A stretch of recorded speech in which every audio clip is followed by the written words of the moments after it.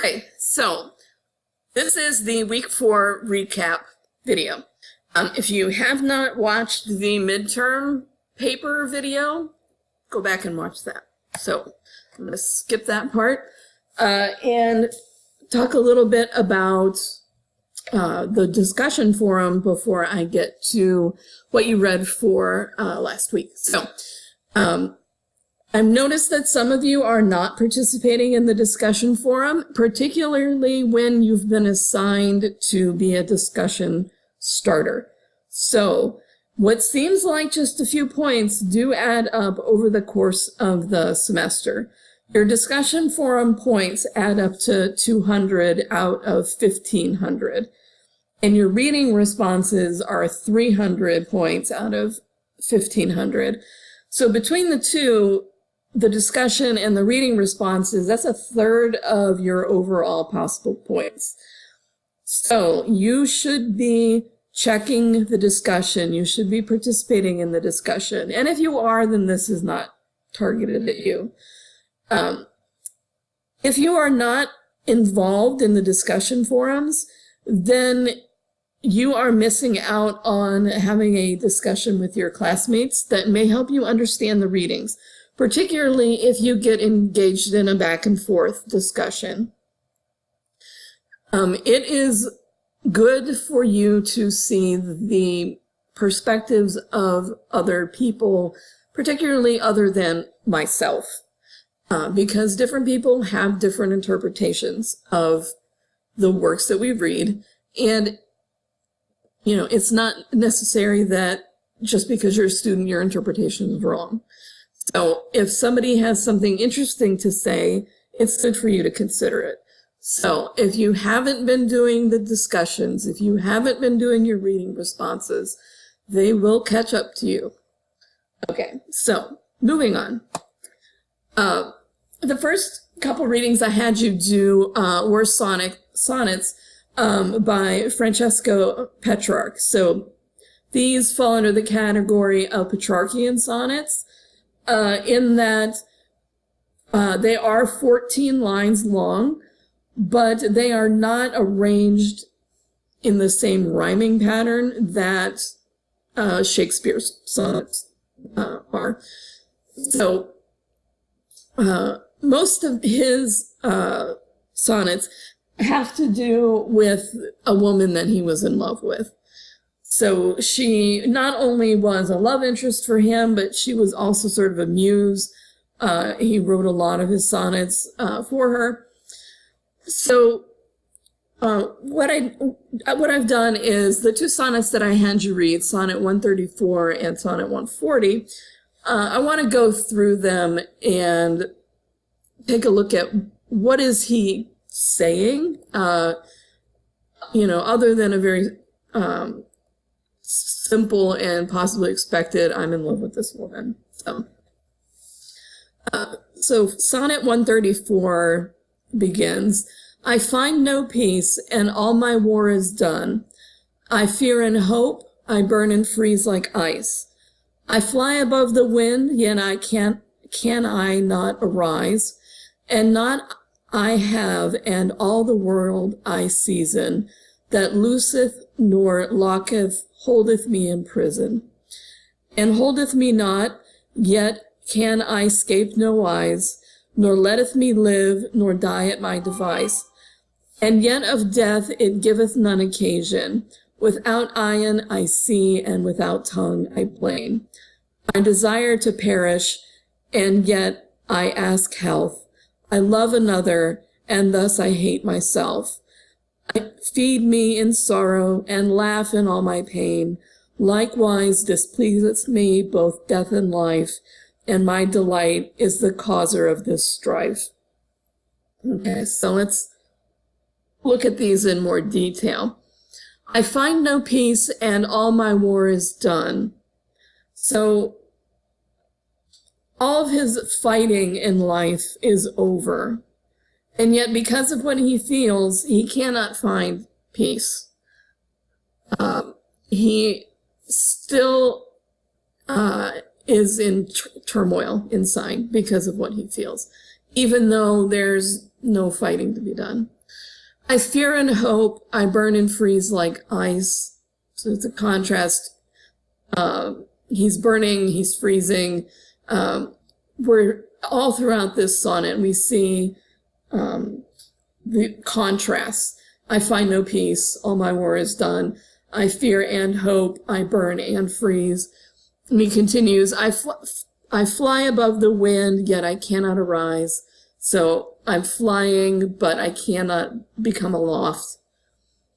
And not I have, and all the world I season. I have nothing, and yet I seize all the world. That looseth or holdeth me in prison, and holdeth me not, yet can I escape no wise. So I am in prison, but yet prison cannot hold me, but yet I cannot escape. Nor letteth me live, nor die at my device. So I cannot live, but I cannot die of my own choosing. And yet of death it giveth none occasion. Without eyen I see, and without tongue I plain. So the last line is, without eyes I see, and without tongue I complain. So all of this is back and forth contrast. I desire to perish, and yet I ask health. I want to die, but yet I ask to be better. I love another, and thus I hate myself. The fact that I love somebody makes me hate myself. I feed me in sorrow and laugh in all my pain. I feed my own sorrow and I laugh in all my pain. Likewise displeases me both death and life, and my delight is the causer of this strife, where his delight is the woman that he loves.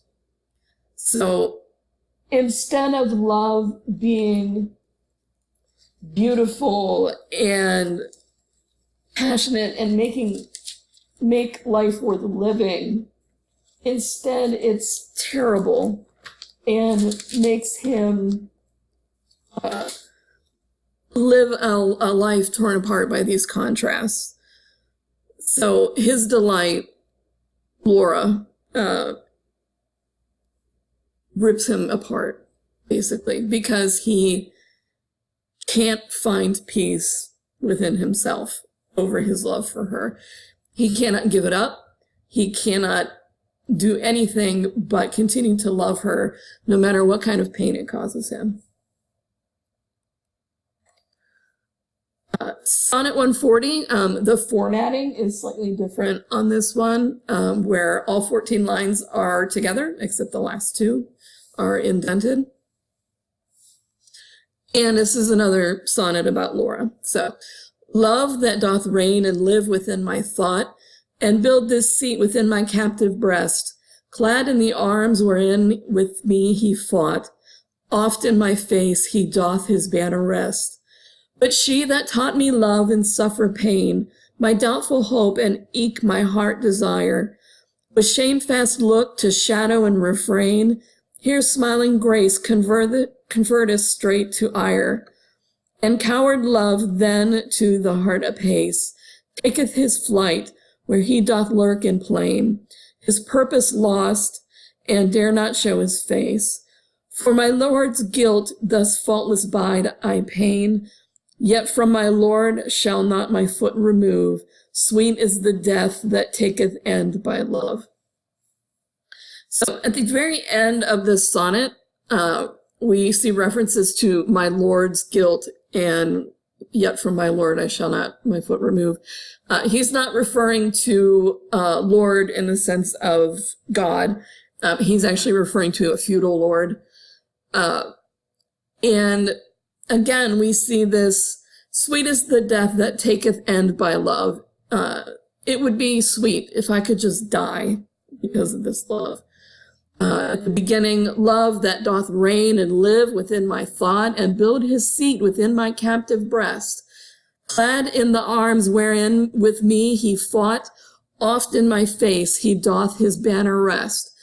So he's portraying love as this person that has reigned and lived within him and built a seat inside of him, clad in the arms wherein with me he fought. So he's almost viewing love as this soldier that fights with him.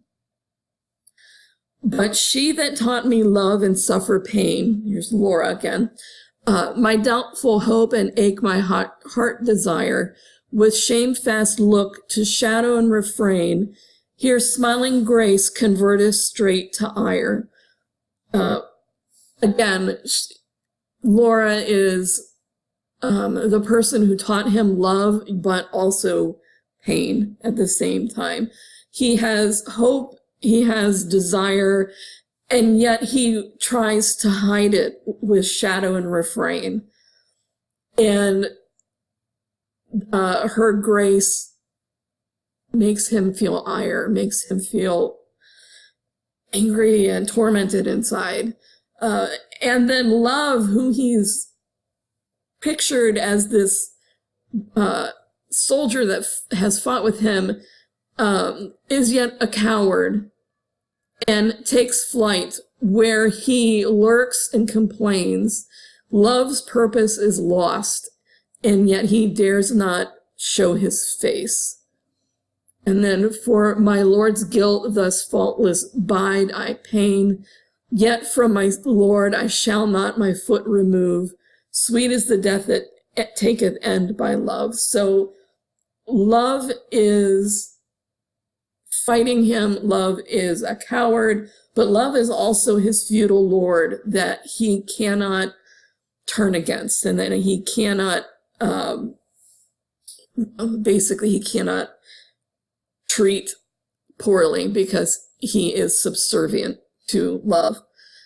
So there's a lot going on here in this poem with the way that he pictures love and his interactions with love. And Laura, all she has done is set this in motion by teaching him the love and teaching him pain.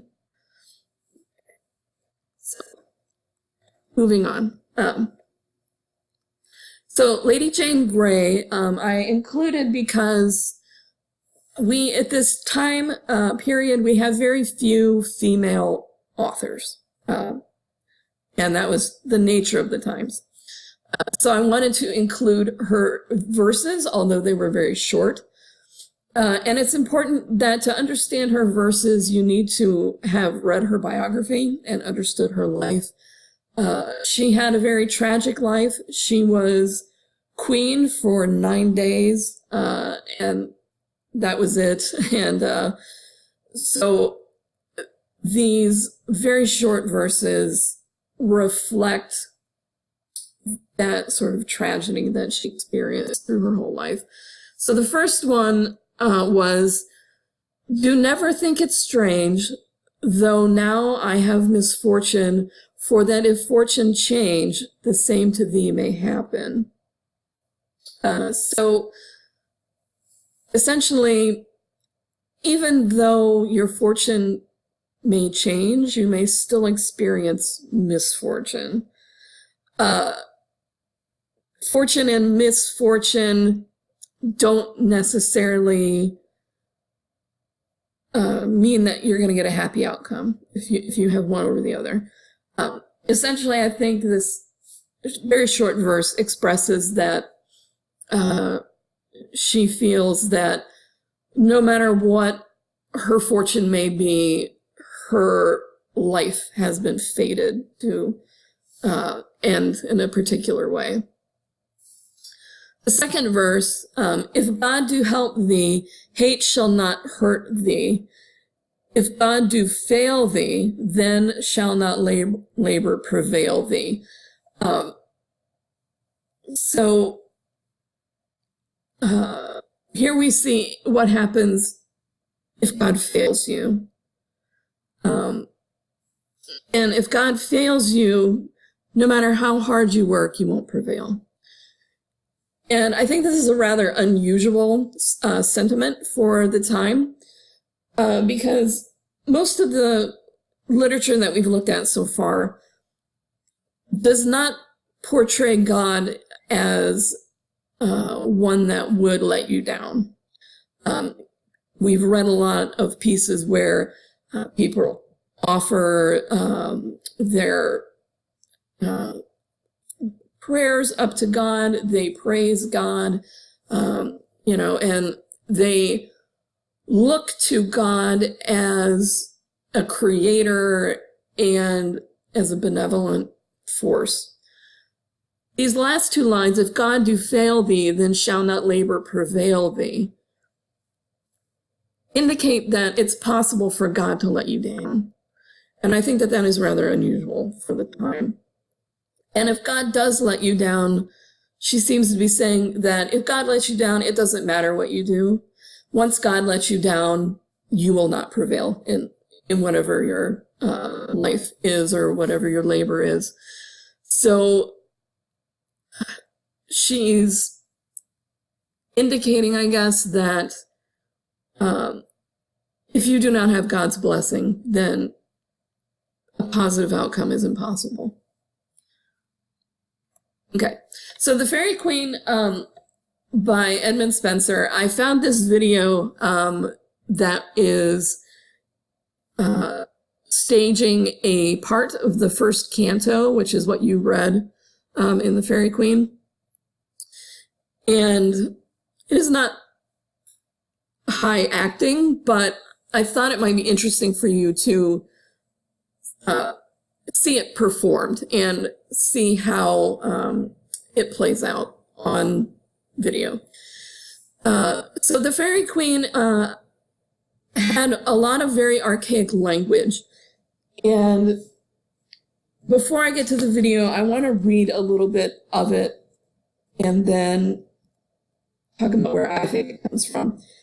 So the very opening of The Faerie Queene says, "Lo, I, the man whose muse whilom did mask, as time her taught in lowly shepherd's weeds, am now enforced of far unfitter task, for trumpet stern to challenge mine oaten reeds, and sing of knights and ladies' gentle deeds, whose prayers, having slept in silence long, me, all too mean, the sacred Musa reads, to blazon broad amongst her learned throng. Fierce wares and faithful love shall moralize my song. Help then, O holy Virgin Chief of Nine, thy weaker novice to perform thy will. Lay forth out of thine everlasting scrine the antique rolls which there lie hidden still of fairy knights and fairest Tanquil, whom that most noble Briton prince so long sought through the world and suffered so much ill, that I must rue his undeserved wrong, and help thou my weak wit and sharpen my dull tongue.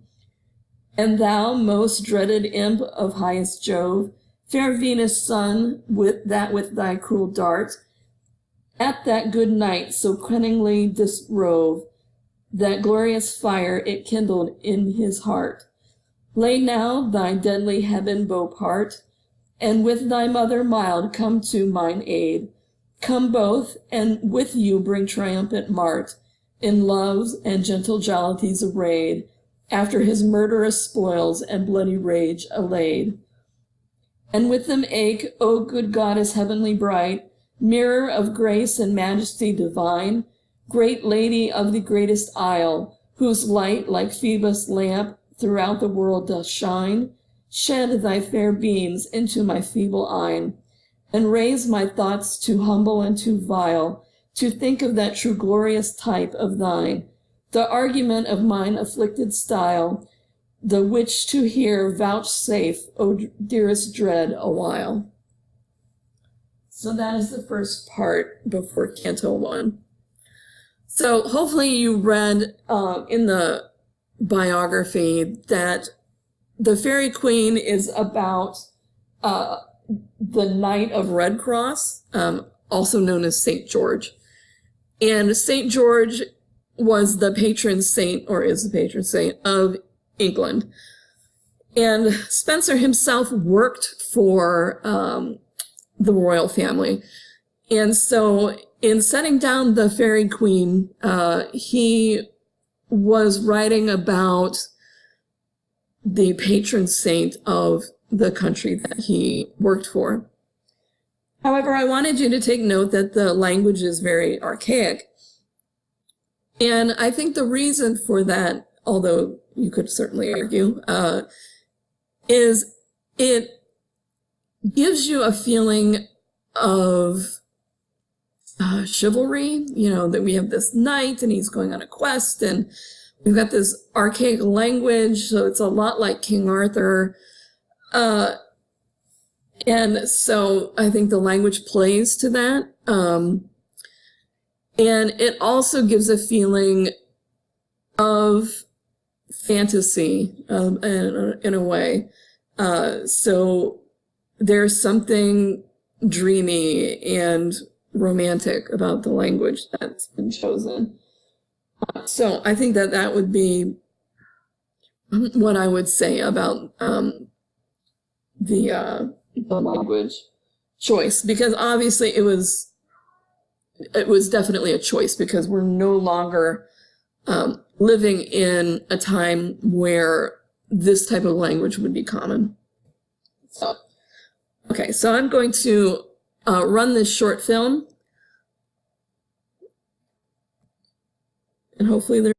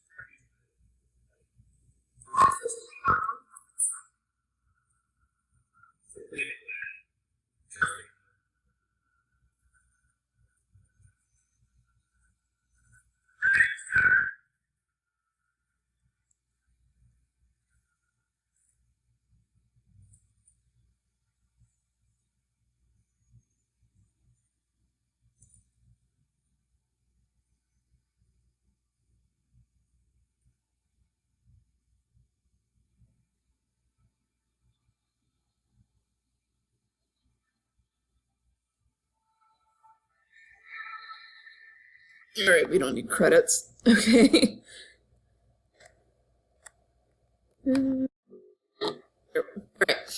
So last thing I want to show you. Obviously, you noticed the cross on the knight's front. And that is where we get the flag of the country of England. So this is called the St. George flag.